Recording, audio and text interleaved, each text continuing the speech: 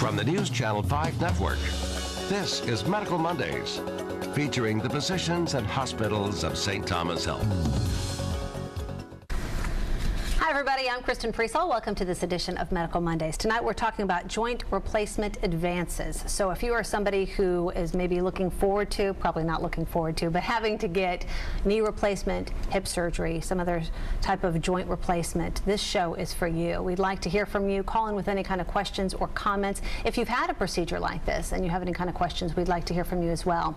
We're going to be on TV for the next hour taking your questions and comments. 737 plus is the number. We do have an expert on the line, here with us tonight who will be answering all of your questions.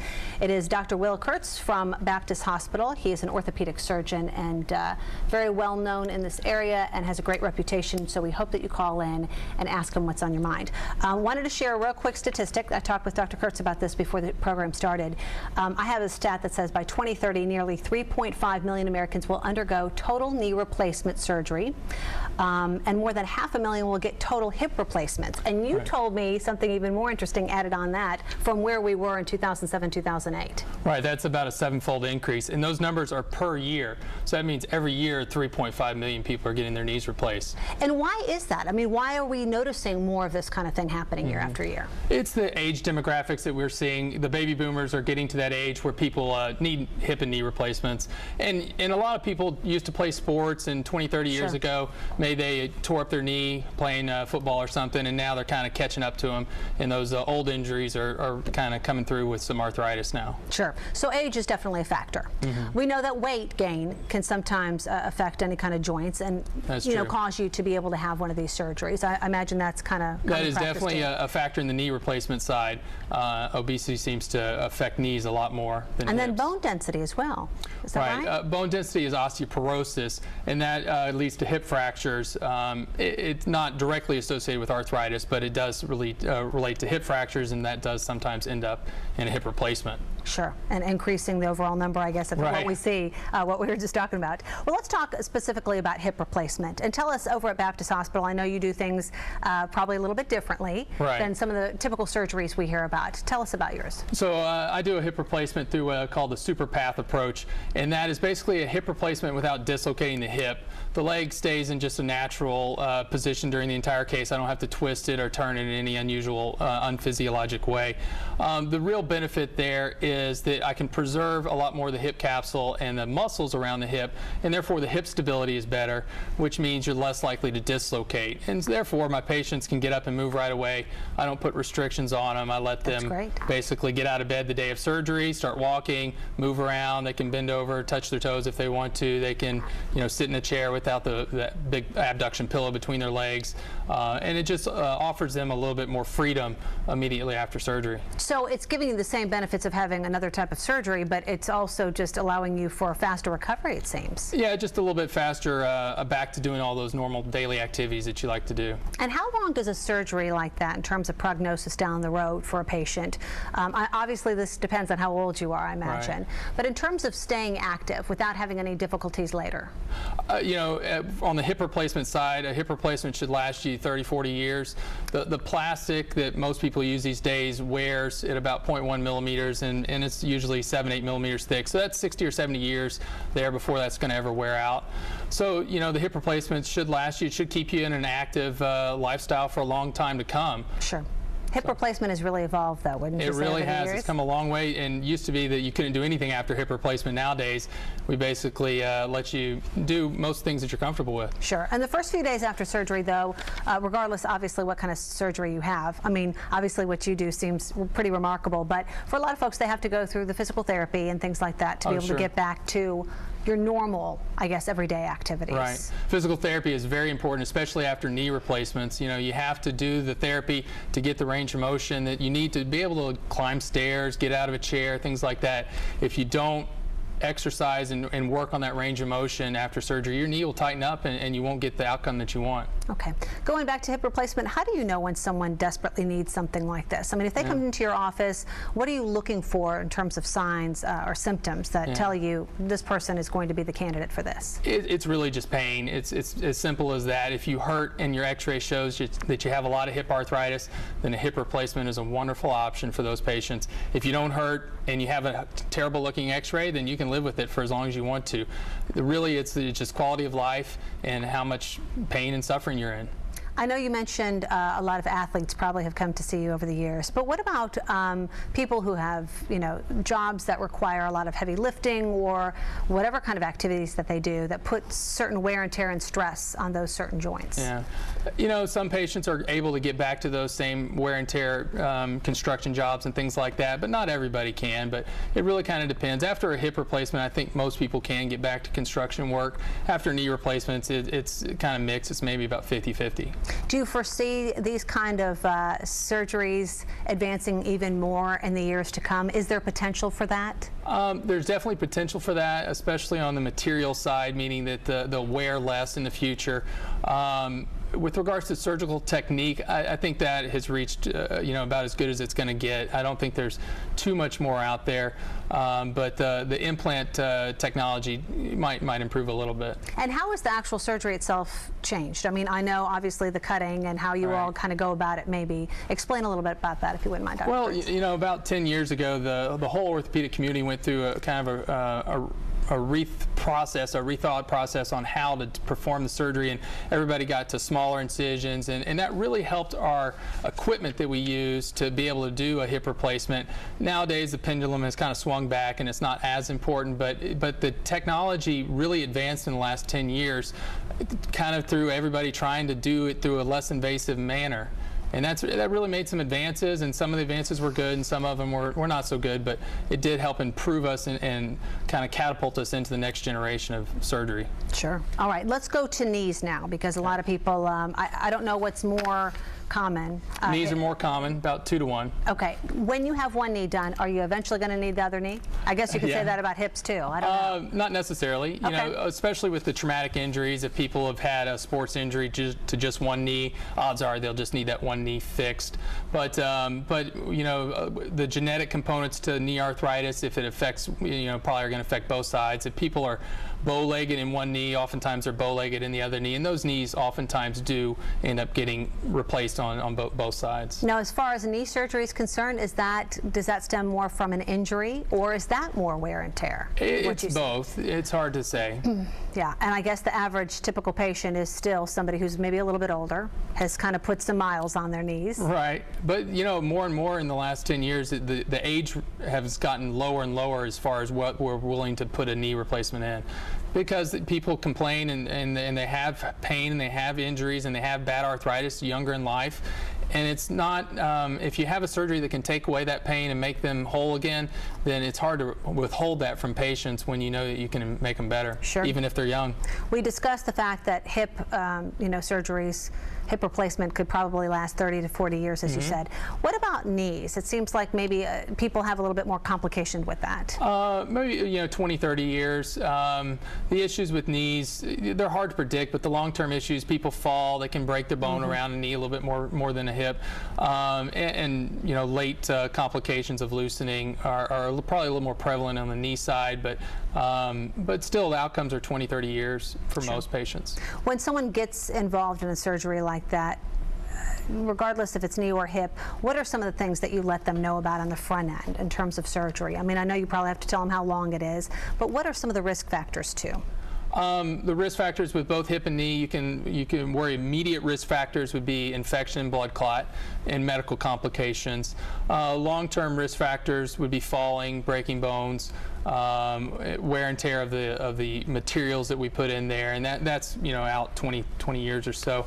Activity-wise, I tell most patients that they can, slowly progress through their activity up to their normal activities of daily living. But every patient kind of goes along that whole process in a little bit different speed. Some patients, recover in a order of weeks, and some take months. And it's always, sometimes a little hard to predict which patients are going to breeze through the whole process and which ones are going to have a little more trouble. Sure, got to wait and see. All right, we're talking with orthopedic surgeon Will Kurtz tonight. If you have a question for Dr. Kurtz, please do give us a call, 737+. We'll be taking your phone calls right after this break. Don't go away. Welcome back, everybody, to Medical Monday. Tonight we're talking about joint replacement advances. So if you have a question for our guest tonight, Dr. Kurtz, please do give us a call. 737+ is the number. We're going to go to the phone lines, talk with a couple viewers, and then we'll continue our conversation as well. All right, David, you're on the line. What's your question, sir? Okay, well, I had orthoscopic surgery on my knee 4 times now. Okay. And they keep that I'm too young to have knee joint replacement. But ever since the last surgery, now I have trouble where if I stand up and walk in 5 minutes, my leg goes numb, like from my knee down. Well, that's not an uncommon scenario. Today a lot of our younger patients will get knee scopes, and sometimes that can be beneficial. If you just have knee arthritis, technically a knee scope isn't going to be helpful, but a lot of times you have other issues that go along with some milder knee arthritis, and that's kind of the gray area of medicine. But I definitely see a lot of patients who've had multiple knee scope procedures, and you may be younger, on the younger side for a knee replacement, but then again, you may have too much arthritis that a 5th knee scope may not be beneficial. So you kind of might want to change gears. There's a possibility that you would benefit from just starting some non-operative treatment for your knee arthritis, which may include some anti-inflammatories, maybe some cortisone shots or lubrication shots in your knee. Would be a reasonable next step for you before you have to take that step towards the knee replacement. Okay, yeah, I know they've done that. And they've done the cortisone, and it usually only helps for maybe about a week or so. But it all started after I got hit by a backhoe on a construction site. Oh, I'm sorry about that, David. But yeah. How old are you? 51. Oh, that's pretty much almost the average age for a knee replacement. I wouldn't say that you're too young for a knee replacement at 51. So. Okay, I know that's just what my doctor's been telling me. So. Okay. Well, it just depends on how bad the arthritis is, but if you have severe arthritis at 51, you're probably best off just getting it fixed, which is a replacement. All right, thank you. Sure. David, thanks for calling in. And Dr. Kurtz had mentioned to me during the commercial break too, something that I think is interesting. Not everybody needs to necessarily have one of these types of surgeries. Obviously, if it's that painful to where you can't endure another day, you need to go to an orthopedic surgeon, have a very frank discussion, and probably get yourself on the scheduling books. But for a lot of people, they can put it off, right? Right. You definitely can, and you can do the non-operative treatment as long as that works for you. And almost every one of my patients, if they haven't tried non-operative treatment, I always start there. You always start with the simple things, start small, and work yourself up to the bigger issues. And the non-operative treatment is anti-inflammatories, and there are 50 of them on the market. A lot of them are over the counters. You can just buy any of the number ones there, or you can get a prescription from your doctor. And then there's different types of shots that you can inject into the knee, either a cortisone or a lubrication shot. And then there are 4 or 5 different cortisone shots and 4 or 5 different lubrication shots. And those are all reasonable avenues to try before you try the knee replacement. Yeah, I imagine a lot of people are apprehensive about signing up for surgery right away. So you want to be able to try every other avenue before you head down that road. So. And you want a relationship with your doctor before you sign up for surgery too. Sure. So. Yeah, establish that. That's got to be trust, and you've got to feel comfortable. So. Okay, let's go back to our phone lines. We'll talk with Sarah. Hi, Sarah. Hi. Thanks for calling in. What's your question for Dr. Kurtz, please? I'm going to be having, or at least I have been told that I need to have double knee replacement, and I have been looking at all the options that are out there that I can read about on the internet. One of the things they talk about is the minimal invasive surgery. Yes, ma'am. Whereas you would get a 3-inch incision rather than the 5 or the 8 that had been kind of the practice. What makes a person a candidate for MIS surgery rather than the larger incision? Is there any criteria that I should be aware of? Okay, good question. Yeah, good question. body habitus would probably be one of the issues there. You know, but the length of the incision doesn't really affect the outcome. How you handle the soft tissues, how much muscle you cut into, and things like that. Now that might affect it, but that you don't know that from just the length of the incision, whether it's a 3-inch incision or a 5-inch or 8-inch incision. So I would caution the caller to let the surgeon do what he thinks best and not try to constrain him to doing something through a smaller incision that might end up with a complication. Okay, I listen to the doctor is what you're saying. Right, and no matter who your doctor is, if they're comfortable with a 10-inch or 8-inch incision or a 5-inch incision, I think that if they're, it's just as good as if they're comfortable with a 3-inch incision. Okay, thank you very much. Sure. Sarah, good luck to you. Thanks for you. calling in. All right, have a good night. Our next caller is Charlie. Hi, Charlie. Hello. Just a couple of comments. My subject is reference hip replacement, and not intended to be negative, but just a little relating to you. Okay.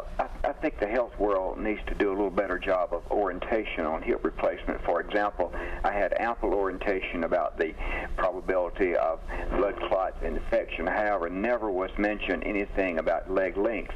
My experience is I have a leg length variation of about 5/8 of an inch, they tell me, which as far as the medical world is concerned, the replacement was successful because the healing and the replacement was just fine. But now I have a side effect of a knee problem as well as a lower back as a result of this variation in leg length. So that's just a comment if he'd like to address the issue of leg length. And Charlie, may I ask you, when did you get your surgery, sir? About a year ago in July of 10. Okay, 1 year ago. All right, thanks for calling, Charlie. Sorry about that problem now, the issue. And Charlie, I would say that if you have a leg length discrepancy that's symptomatic, then I wouldn't say that's a successful surgery. I would say you had a complication. It is a known complication of a hip replacement, but we do have techniques that we use to try to make sure that your leg length's the same, and I actually just completed a study at Baptist that I published on leg length discrepancy using a technique that I used that I came up with that gets it within a couple millimeters. So your 5/8 of an inch, it's that probably would be symptomatic in most patients, and there are things that can be done to fix that. If it is a big enough problem for you, you can change out some of the components sometimes, and sometimes there's an easy fix for that problem. Yeah, you don't want to go from bad to worse, though, obviously. Right. And you could end up having some worse complications, like he was talking about, having some, issues now with his back and that kind of thing. Yeah. So in his knee. So, Charlie, maybe, I think at this point too, when people experience something like that, you said that could be common when we're having hip replacements done for a leg length to be off. Yeah. Because you do this over at Baptist, is it ever a bad suggestion to say, listen, you might want to go ahead and talk with another doctor, see if it can be corrected? Or at this point, is it like you're just going to have to live that way? Well, if you're not getting the answers that you want from your physician that did the surgery, then you probably should just get a second opinion and see if there is something that can be done to correct the situation. I had that discussion with all of my patients before surgery, and every one of my patients tells me what they want their leg length to be, and then I put their leg in that position. And if you do enough of the checks, you can really get to be a very accurate technique. Have you ever corrected somebody's hip replacement surgery to where they did have that existing issue, to where a leg was a little definitely. And the components are modular, which means you can take them on and off and select different components that allow you to have different leg lengths. So the solution to the problem can be as simple as basically just popping off one little component, putting in a different one on, and that could take 5 minutes in the operating room. It doesn't have to be a complicated issue. Good. That's good news, I'm sure, for Charlie and some other folks out there listening. By the way, we'll be giving out a phone number in case you'd like to get a hold of Dr. Kurtz at the end of this program. So that'll be closer to 8 o'clock for all of you watching tonight. All right, going back to our phone lines, let's go ahead and talk with Tammy. Hi, Tammy. Hi. What's on your mind tonight, ma'am? Well, I had some questions. I'm 44, and I've had some knee problems for several years now. And I just relocated from Memphis and went to Campbell's Clinic and didn't really seem to get a lot of solutions or help there. And after a couple of years of pain, went to Memphis Orthopaedic Clinic, and I've had the cortisone shots, the gel shots for many years. And last fall went through the scope of going in and cleaning out all the damaged cartilage and the spurs and things that have come up on my knee. And they tell me I have to have a knee replacement, but of course I'm too young. And I hear that the joints wear out fairly quickly.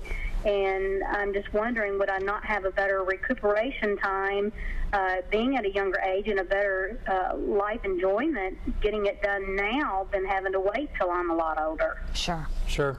And the answer to your question is we just raise the bar a little bit higher with a younger patient. So if you're 40, you just need to be in pain and maybe a little bit more severe pain than you would need to be if you were 70 and needed a knee replacement. So if your quality of life is severely affected, then you need to get your knee replaced if that's what you have. If you have knee arthritis, it's severely disrupting your quality of life, then you do the surgery at 44, and yes, you might need a knee revision at 65 or 70, but we can handle that. That's pretty common these days.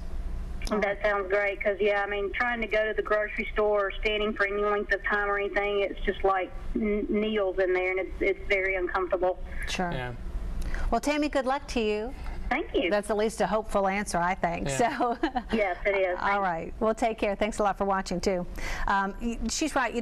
Just when she said that, standing for a certain amount of time or whatever, I'm sure you hear that constantly from a lot of the patients saying, I have this kind of job to where I'm sitting or I'm standing or I'm doing this, and it seems like the same motion or the same whatever, not having too much motion, right, to where it's making people's, hips, knees, whatever joint ache a little bit more.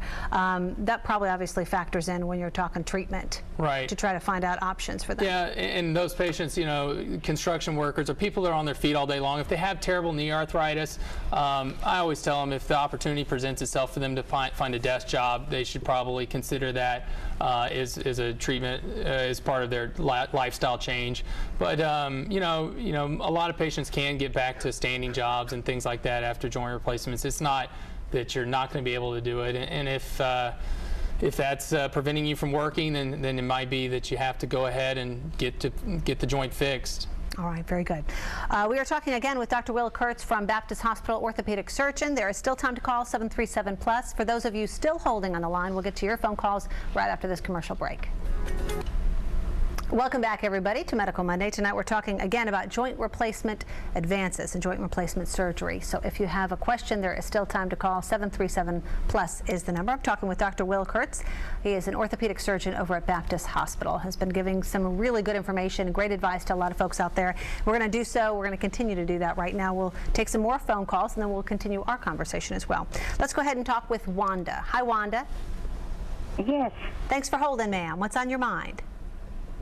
About 21 and a half years ago, I had a complete hip replacement. Okay. And about 6.5 years ago, I had to have that redone again. Okay. They call it a revision, I think. Okay. Yes. Now I went back for my yearly inspection this past year, and he said that when he did the revision, he had to put a cage in it. And that's what he called it, a cage. And that it was shifting. And that I was probably going to have to have another revision or do something about that. And I asked him to please wait until it was hurting a lot more than it was now, because I'm 80 years old. And he agreed with that. So I'm going back in October to let him check it again. And it has been bothering me lately quite a bit, so I'm just wondering what his idea is on that. Okay, yeah. What is a cage? So a cage is a type of a reconstruction implant that we use on the socket side. When the socket bone has been damaged or is deficient, is gone for any number of reasons, sometimes you have to put a little extra metal in there, put an implant in that allows you to put additional screws in place. And so it's just a more severe bone loss, bigger type of metal implant that has to go in. And I think your advice has been sound. If it's not hurting and you're not anxious to get your hip replaced, then you don't have to. The unfortunate thing is you're describing that your socket or your component there is loosening, and when a component starts to loosen, it doesn't stop, and it doesn't stop hurting, and gradually, slowly, over time, the pain gets worse, and ultimately you might end up in having to have it revised just because it starts hurting so bad. So, you know, if you can wait until the pain gets to be severe enough that you are having trouble walking, but it's probably not a problem that's going to go away on its own. Yeah, Wanda, are you still pretty active, ma'am? Yes, like I said, I'm 82 years old, but I'm still doing a lot of volunteer work at the senior center. Good. Good for you. Yeah. So I'm real active with my volunteer work at my church and at the senior center. So yeah. Well, you don't want to stop that, I'm sure. So it might be, you know, just like Dr. Kurtz was saying. Obviously, you're going back in October to talk with your doctor, and he'll check you out again. So hopefully they won't have to do anything, but you know, if you want to continue to live an active lifestyle, you might have to go back in again. But we sure appreciate you calling in tonight, ma'am. okay, he did recommend though that I not have it done until it gets to bothering me worse. Is that correct? That's fine. It's probably likely that it'll start hurting you more, but hope for the best, and maybe you'll get lucky and it won't hurt. Yeah. Well, thank you very much. Thanks a lot for calling in, Wanda. It seems like sometimes you have to have a pretty good pain threshold to be able to sustain some of this, you know, extra pressure, or heat, or whatever discomfort that you experience. Yeah. But some people can go, I guess, for a long time and just not even, you know, not even think about it. So. Yeah, and some people in their 80s will choose to decrease their activity in order to mitigate some of the pain. Sure. And that might be the lifestyle choice that they choose as opposed to having surgery. Yep. All right, back to the phone lines. Let's talk with Diane. Hi, Diane. Yes, hello, how are you? Doing just fine. Thanks for holding. What's on your mind, ma'am? Okay, about 27 years ago, I did an out-of-town visit for Christmas, and I slipped on some ice and I broke my arm. And they ended up replacing the long bone at the bottom part of my arm with a steel rod. And so they told me I wouldn't have very much use from that arm, but I ended up having great use over the years and still doing my secretarial work. Well, about 2 years ago, Christmas time again, I ended up trying to put up my mom's Christmas lights, and I fell on the same arm and shattered my elbow. So they ended up replacing my elbow. And what I'm curious about, first of all, I'm about sick of Christmas and bones. And then third of all, what I need to know is, do those parts ever shift? Because a few months ago, I heard like a slight pop when I went to go reach for something. And ever since then, it's not really a numbness off in my arm, but it's like a muscle spasm about 2 or 3 times a day. I can feel that muscle where when we were kids, we used to give each other, you know, those frogs right there in that part of the arm. And I can feel a muscle spasm up in there, and it seems to be getting worse. I was never offered rehab a couple of years ago concerning my arm because I didn't have the proper insurance at the time. And so I was wondering, is there anything maybe I could do at home, maybe throw an arm to the left or an arm to the right, or whatever as a home exercise to maybe help that muscle out a little bit until I'm able to apply for something, to maybe, you know, with the state or something, to maybe get me some rehab. But right now, you know, just like I said, when it gets ready to rain, it's like that arm just draws up in a knot, and now it's starting to move up my shoulder and across the top part of my back, and I just don't know what to do with it. I wish I had a truckload of arms. I would just trade that one in. Diane, well, you've got a good attitude. That's one thing going for you, you know. It sounded like from what you were describing that you've had an elbow replacement, and you asked if those things can shift, and they can. So, you know, I don't know what situation you're in, but it would probably be wise to get an x-ray to see if the components have shifted around. You asked about rehab. If it's a joint replacement and you're, you know, years out from your joint replacement, rehab oftentimes isn't going to be all that successful. If you have a mechanical problem with the actual implant, it's not attached to the bone, or there's something structurally wrong with how it's connecting to the other side of the joint, then rehab's not going to solve that problem. That's kind of it either hurts enough that you want surgery to fix the problem, or it doesn't hurt enough and you're just going to kind of live with it type of solution. So I don't know if rehab's really going to be that beneficial for you, but I think you do need an x-ray. Can she do anything though at home, like she was talking about, to just kind of help soothe it and make it feel a little bit better? You could get a brace to maybe limit your motion a little bit in your elbow, and that would help with some of the pain, some of the discomfort in the meantime. Do you ever tell your patients use those TheraBands, or just kind of the little elastic, you know, type of pieces to help stretch out certain? Sure, especially in the early post-operative period, it's good to work on strengthening the joint and getting that motion back. So TheraBands are a good part of the physical therapy that we use. But for problems that are long-term, years out from a joint replacement, typically it's either a structural problem that needs to be fixed, which means surgery, or it's something that's minor. All right. Well, Diane, we sure appreciate you calling in. Best of luck to you, and like I said, at least you've got the good attitude working, because a lot of people get discouraged, but not you. So hang in there, and best of luck. All right, let's go back to our phone and talk with Paul. Hi, Paul. Hey. Thanks for holding, sir. What's your question for Dr. Kurtz? I've got a son-in-law that's about 48 years old, and he needs to have a hip replacement. He's a sheetrock hanger, wallboard hanger, and one doctor that he went to said that his bone wasn't dense enough, and that he didn't want to do the surgery then. So for about 6 or 8 months, he's been trying to build that up and get it more dense. But in the meantime, they decided to seek a second advisory, so they went to another doctor. And he said that it looked fine to him. He says, I do these surgeries on people like that do have a risky bone fracture. And that's my question. Is that a risky thing? In other words, if he has it done, would it fail later on, or whatnot? I'm worried about it because his appointment is not too far in the future. Sure. Okay. So, could you comment on that, Doc? Okay. Definitely. It's a little bit of an odd story. 48-year-old men don't typically have that many reasons for osteoporosis or low bone density, unless they have a medical issue that's like renal disease or something else that's driving their bone density down. You're not going to be able to dramatically increase your bone density over the period of a couple months, such that hip replacement surgery would be different.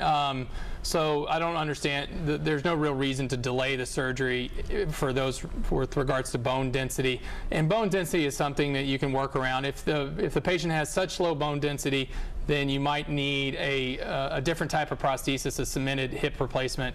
But that's a fair minority of the patients that do require that. And usually bone density, low bone density, can be handled with just normal implants. You just be careful, make sure you don't break any bones while you're putting in the implant. All right. Paul, I hope that helped you, sir. Thank you. Thank you so much for calling in. That's great. And a lot of people do call in for loved ones, not just themselves. So it's good that you're looking out for them.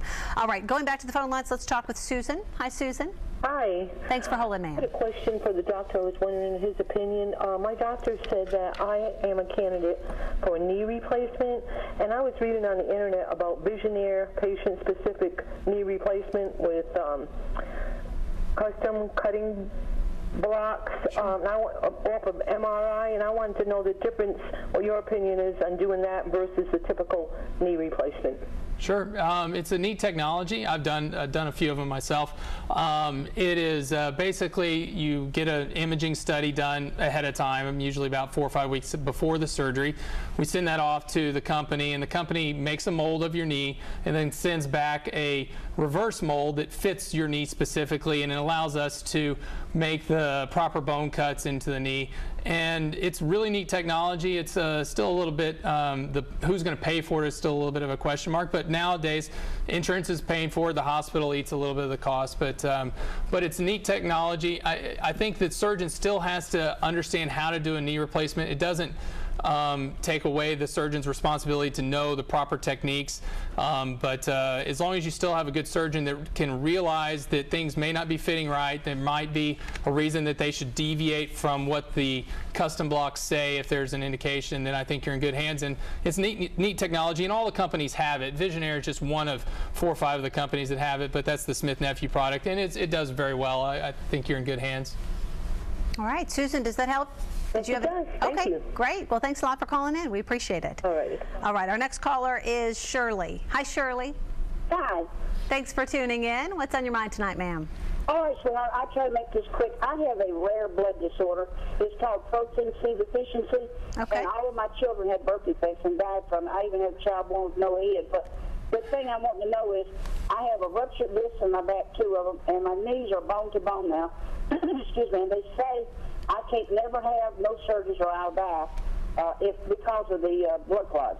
and I want to know if there's anything new out there, or I've tried everything and no doctor will touch me.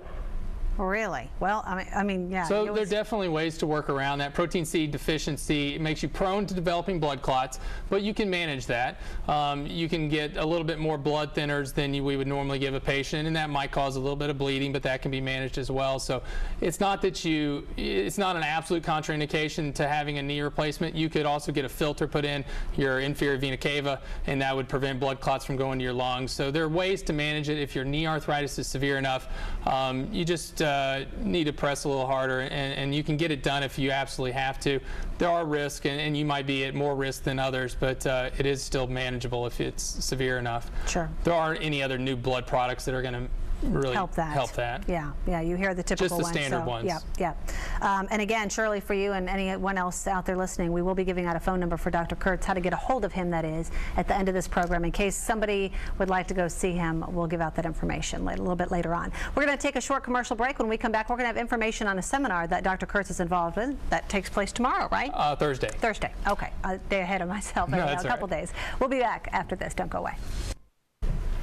Welcome back, everybody, to Medical Monday. We've had a great show so far. A lot of viewers calling in, asking Dr. Kurtz here a lot of great questions about different joints and the surgeries that you have to endure over time, and if you would be an ideal candidate, and the outcomes of some of these surgeries.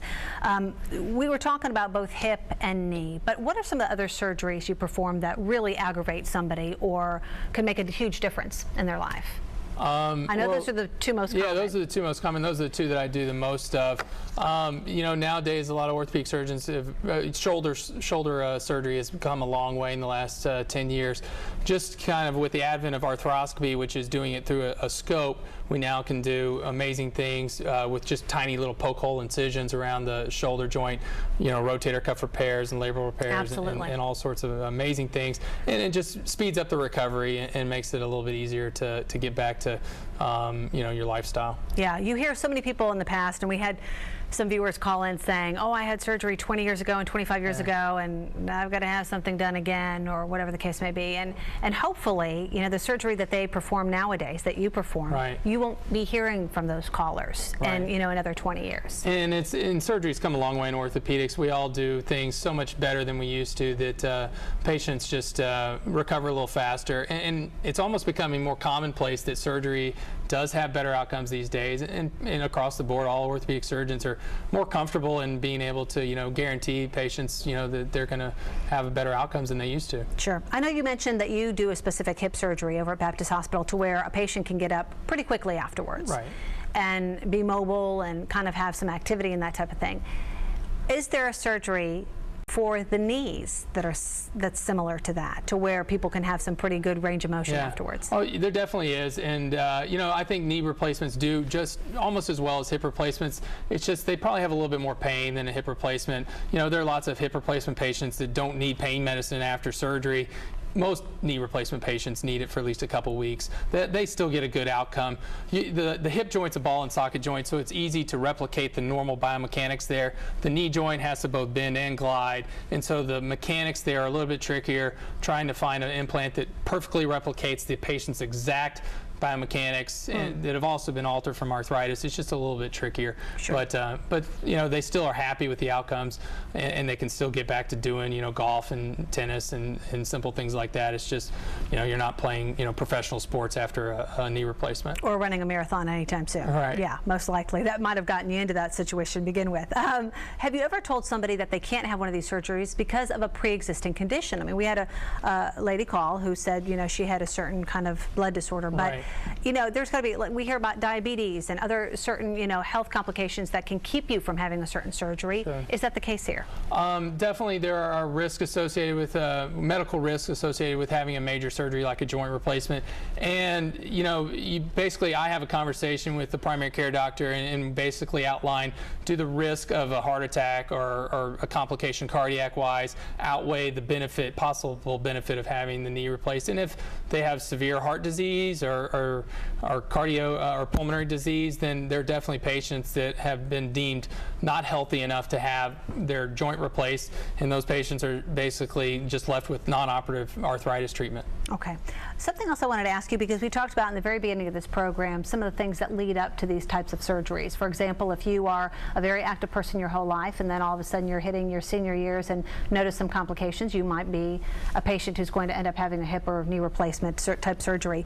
We also mentioned, you know, excessive weight gain could actually have, you know, hinder your knees, and you might end up having that type of surgery down the road as well.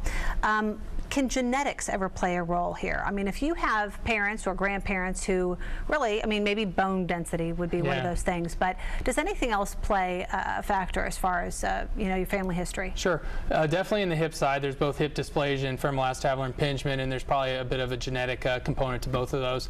And then in the knee, people are oftentimes a little bow-legged or a little knock-kneed, and that's the way their parents were Sure. their legs were shaped, and that does predispose to developing knee arthritis. So there definitely is a genetic component. But you know, you mentioned activity.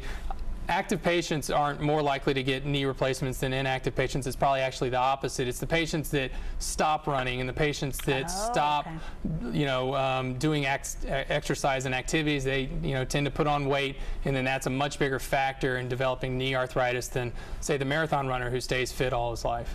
Oh, excellent. All right, good to know. Let's go back to our phone lines and talk with Sue. She's holding on the line. Hi, Sue. Hi, good evening. I had a question. I'm joking. I'm telling people I just coming out of surgery and had my first rehab session. Hopefully my last, because it's not being covered by insurance, and hopefully I can do the exercises on my own, but we'll see about that. Following surgery on my kneecap, I broke my kneecap, and I'm joking and telling people I got to stop hanging out with the mafia. But actually, I'm kind of depressed about the whole thing, and I don't know if this is because my expectations are too high at this point, but I'm going to be 60 next year. I am rather sedentary. I do have osteopenia. I'm on a drug for that. But I don't know if that's got anything to do with the fact that I was looking at, you know, when I'm looking over at the equipment that's at the rehab center there, I'm seeing exercise bikes, and I've got an exercise bike at home, so I just figure, well, I'll be able to hop on that. Well, I could hop on it all right, but I can't do more than half a revolution at this point. And I'm just... also, I think I know I fell down on my backside after this because of the imbalance of having first a cast and now a splint on there. But unfortunately, I just you know, fell on my backside and didn't injure anything other than maybe my my foot. But I couldn't even see at that point. I couldn't even differentiate. When you're in such pain, you can't even differentiate where the pain is coming from. So I may have been walking on it sooner than I should have, and I'm going to have the doctor look at it and make sure there's nothing broken or anything, but I feel like I've got range of motion with the foot. But the question is, because of that, it's the swelling and everything, I cannot really walk without pain, and I wonder if that's slowing me down. I've got a walker that I'm using, you know, to keep my balance, but when I was, before I fell, I felt like when they shifted from the cast to the splint, that I could at least walk. Okay. Make any sense? Sure. So you've had a patella fracture, which is the kneecap, and the important thing there is you got to allow that bone to heal before you start putting too much stress across that fracture. If you try to move it too fast or too soon, depending on how severe your fracture was, you could pull the fracture repair apart, and that would be, you know, unfortunate and require additional surgery. So once the fracture's healed, then you can really start doing range of motion and start improving your flexibility and bending your knee so that you can walk more normally. So I don't really know where you are in that whole realm of how far the fracture's healed. That really requires an x-ray, but you got to wait for the fracture to heal before you start really ranging it. So got to have a little caution there, and before you go too much. Right, and I'm not. I mean, I know my limits with that, and I don't. Again, it's not. That's not what. I'm just wondering if the progress of the. I'm not putting so much weight on the knee as I am the foot, just because you have to walk. But and I'm not doing a whole lot of that. I'm doing as little of that as possible. But I'm just wondering too if my age is working against me. I'm sorry, how old are you? I'll be 60 next year. Okay. You know, it shouldn't be a problem for healing a patella fracture. As far as the recovery and the rehab, it's hard for me to kind of speculate where you are and that whole process over the phone. But well, I can do my exercises without any problems. The only one that there's one that you're probably familiar with, where you lay on your back and you have a towel underneath, and you grab the towel as you're lifting your knee. And I'm just comparing how far I can lift my knee with my good leg, and there's no comparison. I can only lift it really past my ankle of the other foot. Okay. Well, there are definitely patients who have patella fractures that end up with a stiff knee and end up with limitations and weakness. It probably takes 6 to 8 months to fully recover from a kneecap fracture, patella fracture. So have some patience, stick with the exercises. It'll get better, but you may still be left with a minor limitation when it's all said and done. Can I ask you one more short speculative question here? Okay. When I had the surgery, first of all, when I was looking this up on the internet, it seemed like this is most common between people of the ages of 20 to 50, and for most of them it heals on its own. Of course, I had to have the surgery, and then I had a pin or something put in there. And at first the doctor was saying, we're going to come back in a few months and take the pin out, because my being, I guess, kind of a slim frame, he thought that would hurt me. And then I brought the subject up again or something, and he said, no, he says, as it turns out, we're probably not going to have to do that. And so what I'm trying to figure out is what was the function of the pin, why did he change his mind, and is that something, when you're talking about how long parts are good for, that Sure. Down the line it would have to be replaced anyway? No, that's you don't need to take the pin out unless it hurts you. If it bothers you, if it's poking through the skin, if it's irritating something, take it out. If it doesn't bother you, leave it alone.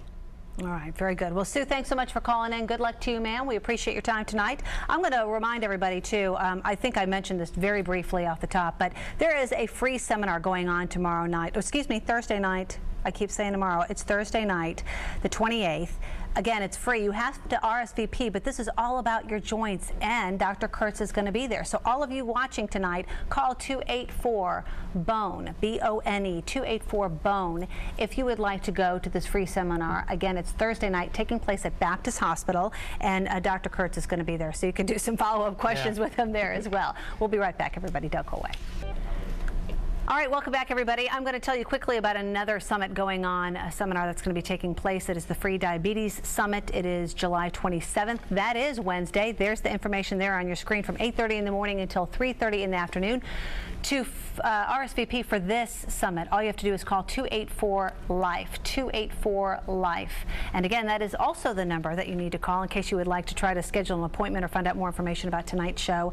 Schedule an appointment with Dr. Kurtz here. Again, he's an orthopedic surgeon at Baptist Hospital, did a tremendous job. We appreciate your time Thank tonight. You, Kristen, he has it. surgery tomorrow, so we should really be grateful that he spent the night with us. Hopefully you had all of your questions answered. He gave a lot of great information. We appreciate you tuning in tonight on Medical Monday. Don't forget, everyone, Sportsline is coming up next. You guys have a great night. Thanks for watching.